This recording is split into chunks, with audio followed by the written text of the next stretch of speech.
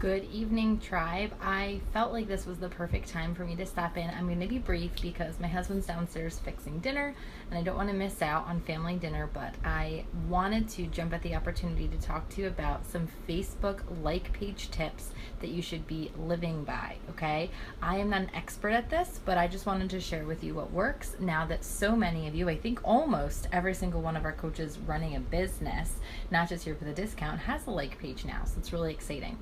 So here are some things to consider for your Facebook like page. Number one, make sure your signature is on everything. And how does this work? I don't mean you need to put your tag or your handle or your Instagram, screen name on there.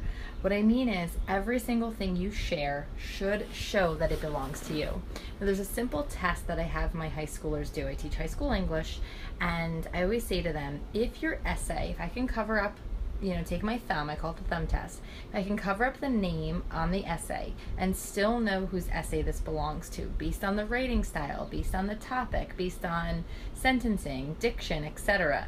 Then you're doing a good job.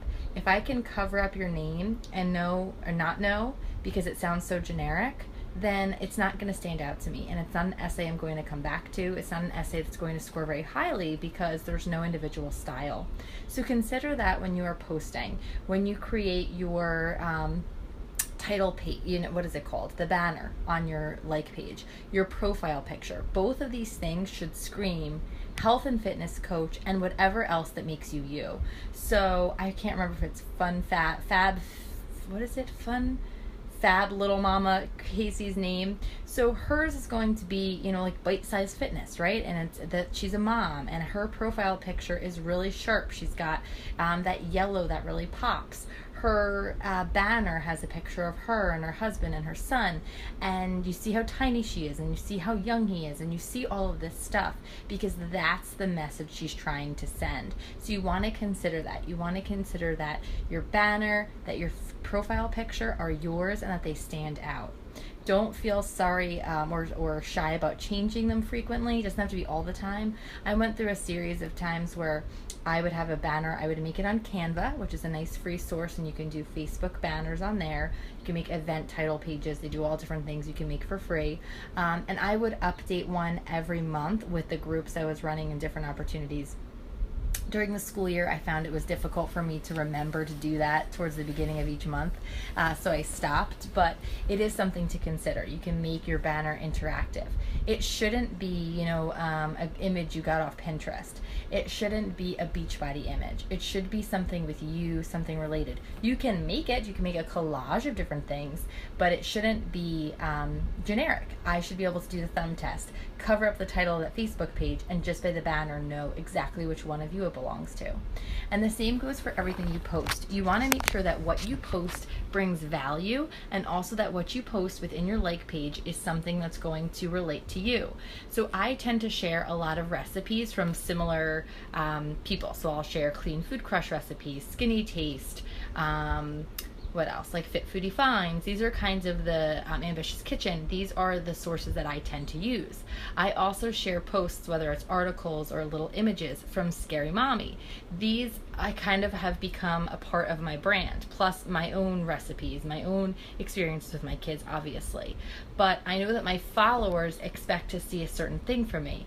If I was suddenly to post, I don't know, like something that had to do with politics, let's say, which we should never go there on our pages anyway, but something that was completely separate from what I normally do, it wouldn't really make any sense. Sure, I post about being a mom, so I might post about laundry one day, or I might ask a question about organization and things within the space of being a mom, but I'm not going to just suddenly share out something that isn't in line with my brand.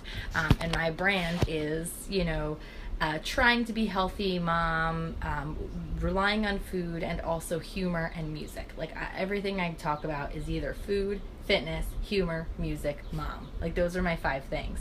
And you want to think about what your things are, 3 to 5 of them that make you you, and that's what you're going to be cultivating. So what's the rule of thumb when we're posting? How much text should I put out? If you look back, I've never shared a recipe and just shared the recipe. I share the recipe and I either explain how I'm going to use it. If I'm short on time and I just want to, I'm like, oh my God, it's been a couple hours, I haven't posted anything, let me quickly find a skinny taste recipe to share. I might just put something very brief like, ooh, looks delicious, but I'm not just going to share it. I still have to put my own tag on it, or else I say this to my kids too, it's like plagiarism. If I wanted to read an entire sentence by Skinny Taste, I would go to their website. So if I wanted to see an entire recipe by them with nothing from you, I would just go to Skinny Taste. I wouldn't go to your page.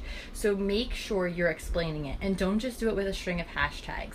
It doesn't make sense. One funny little hashtag that kind of explains it all, that's funny, and that's eye-catching, but a string of them, the message gets lost. So you want to make sure you are using text, not just in your images, not just in what you're sharing, but text in the description, in the complementary text to whatever image or recipe or something you are sharing. What's the balance between sharing from your like page and your personal page? I'm trying to share from both.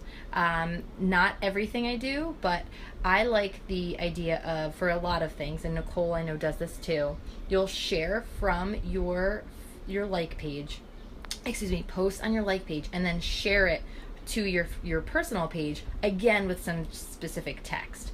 The reason being, your posts get more reach, they are shown in more Facebook feeds when they are shared, and you sharing it counts as a share. So it's really, really helpful to do that. Don't do that to every post, because it will be similar audiences for now. For the next month or 2, you're going to have very similar audiences on your personal page and your fitness page. But as you continue to share and put out good content, there are ways, and I'll show it in a different video, how you invite people to like your page who have just liked or commented on a video or something that you've shared out before.